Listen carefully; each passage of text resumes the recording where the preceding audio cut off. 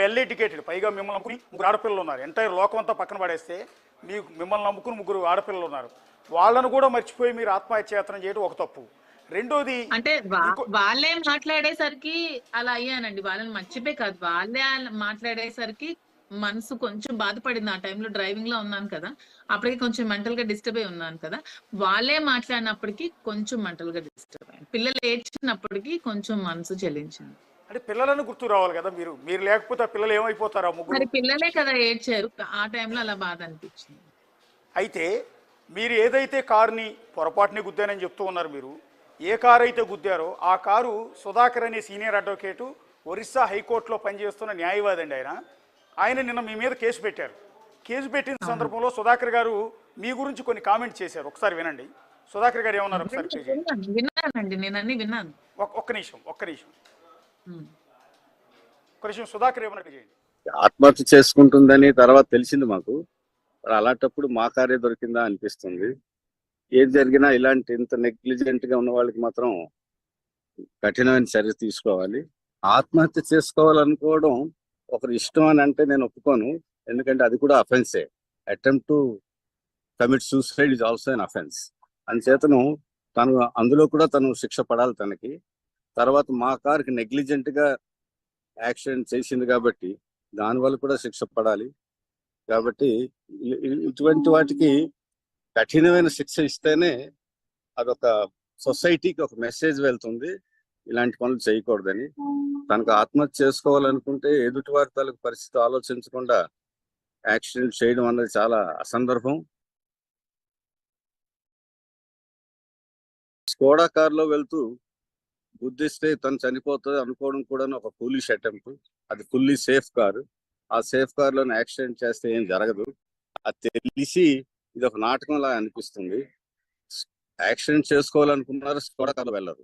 తను ఎలాగో ఏదో విధంగా ఏదో మార్గం తీసుకొని ఆత్మహత్య చేసుకోవాలనుకుంటారు, కానీ ఫుల్గా ఒక సేఫ్ కారులో వెళ్ళి యాక్సిడెంట్ చేసుకోవాలనుకోవడం చాలా ఇన్కన్సిస్టెంట్ అండ్ ఇంప్రాపర్.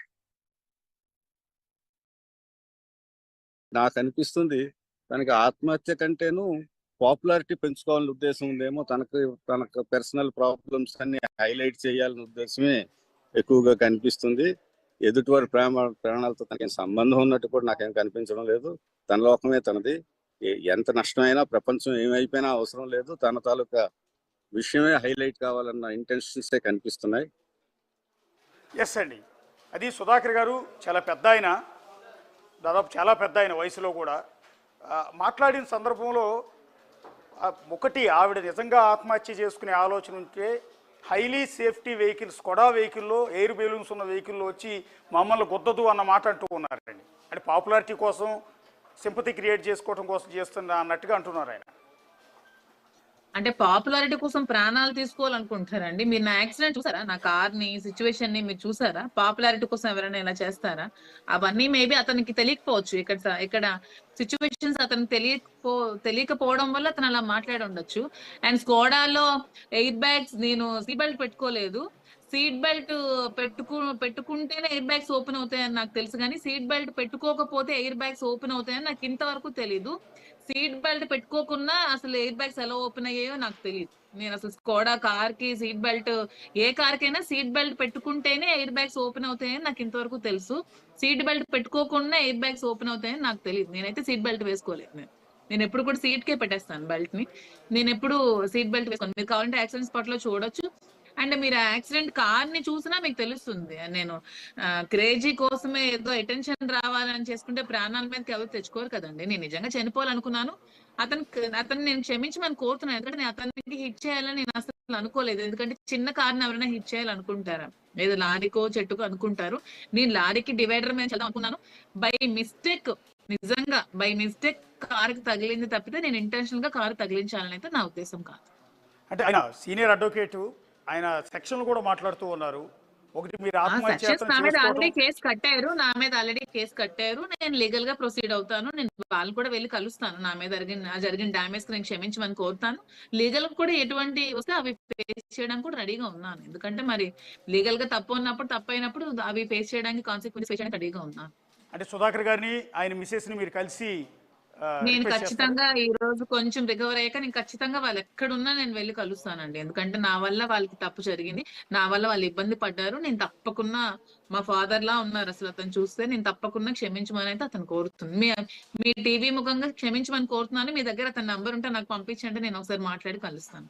తప్పకుండా ఇస్తానండి. లైవ్ అవగానే మీకు ఆయన నంబర్, సుధాకర్ గారి నంబర్ మీకు ఫార్వర్డ్ చేస్తాను.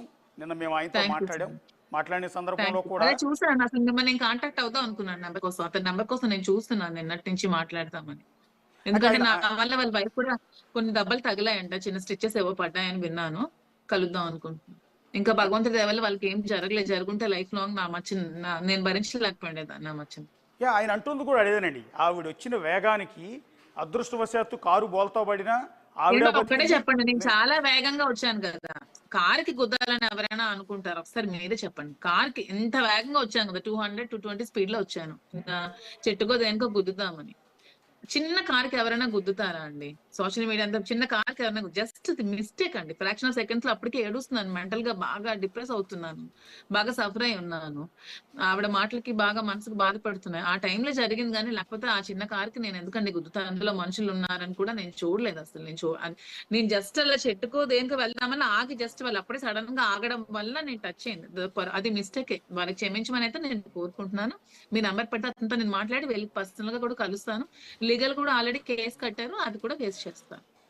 ఆయన అంటుంది కూడా అదేనండి. అంటే ఆవిడకి పర్సనల్ ప్రాబ్లమ్స్ ఉండొచ్చు. మాధురి గారు లాగా దేశంలో 90 మందికి ఏదో రకమైన ప్రాబ్లమ్స్ ఉన్నాయి. ఆత్మహత్య చేసుకునే వాళ్ళు వేరు వేరు మార్గాలు ఎంచుకుంటారు. కానీ మీరు ఏంటి చచ్చిపోవాలనుకుని ఆత్మహత్య మమ్మల్ని చేసుకోవడానికి వేరు చంపాలనుకోవటం. వేరు మార్గాలంటే నేను కార్ లో ఉన్నప్పుడు పాప ఫోన్ వచ్చిందండి. కార్ లో ఉన్నప్పుడు పాప ఫోన్ వచ్చింది. కార్ లో మాట్లాడడం వల్ల కార్ లో ఎమోషనల్ గా గురయ్యాను. లేకపోతే ఆత్మహత్య చేసుకోవడానికి కార్ లోనే వెళ్ళి గుద్దాల్సిన అవసరం లేదు. ఆత్మహత్య చేసుకుంటే బోల్డ్ మార్గాలు ఉంటాయి. అసలు ఆత్మహత్య చేసుకోవడం చాలా తప్పు. మన అసలు దానికోసం ఎక్కువ మాట్లాడకూడదు కూడా. కానీ ఆ కార్ లో ఉన్న టైంలో నాకు ఫోన్ రావడం వల్ల కార్ లో నేను ఎమోషనల్ గా, మీరు కార్లో చూస్తే నా బట్టలు అన్ని కూడా ఉంటాయి. నేను రెడీ అయి వెళ్తున్నాను పిల్లల దగ్గరికి వెళ్ళాలని ఆలోచనతో వెళ్తే ఈ లోపు పిల్లలు ఫోన్ చేసినప్పుడు ఎమోషనల్ గా ఫీల్ అవ్వడం వల్ల ఆ వీక్ మూమెంట్ లో అలా జరిగింది. దీనిలో ఇంటెన్షనల్ గా ఆ కార్ను గుద్దాలని అయితే నేను గుద్దలేదు. డిప్రెషన్ కి గురై ఉన్నా అనుకోవచ్చు బాగా. దాని వల్ల అలా జరిగింది అంతే. అంటే పోలీసులు మీ దగ్గర నుంచి బ్లడ్ శాంపిల్స్ కూడా తీసుకున్నారు. బహుశా కొన్ని ఆరోపణలు కూడా తీసుకున్నాను. వస్తున్నాయండి. మీరు ఒకవేళ మద్యం సేవించి ఉన్నారంటే, లిక్కర్ తీసుకుని ఉన్నారా, లేకపోతే ఒకవేళ డ్రగ్స్ తీసుకున్నారా అన్న ఏంటి అనుమానాలు వ్యక్తం అప్పుడే చేస్తున్నారు. ఆ రోజే మీకు మీడియాకి నేను ఆల్రెడీ చూపించాను. నాకు 0 వచ్చింది. ఎందుకంటే ఏదైనా మ్యానిపులేట్ చేయగలరు అవతల పార్టీ వాళ్ళని ఆ రోజే నేను ప్రూఫ్ కూడా చూపించాను. నాకు 0 వచ్చింది. నాకు ఆల్కహాల్ తీసుకునే అలవాటు కూడా నాకు లేదండి. నేను ఎప్పుడు ఆల్కహాల్ తీసుకోలేదు.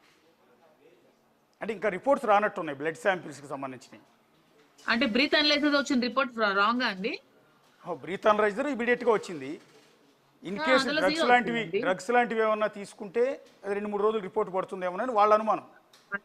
మరి డ్రగ్స్ లాంటి వాళ్ళు ఏమైనా ఫేక్ రిపోర్ట్లు ఇస్తే ఇవ్వాలి కానీ నాకు డ్రగ్స్ అలవాట్లు కానీ మాకు ఆల్కహాల్ అలవాట్లు కానీ అలాంటి అలవాట్లు నాకు ఏవి లేవండి.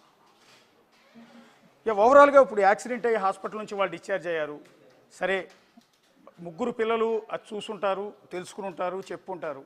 వాళ్ళ రియాక్షన్ ఏంటండి? వాళ్ళు మాట్లాడి ఒక తల్లికి ఇట్లా జరిగిందనగానే పిల్లలు పిల్లలు బాగా ఏడ్చారు. అమ్మ మేము ఏదో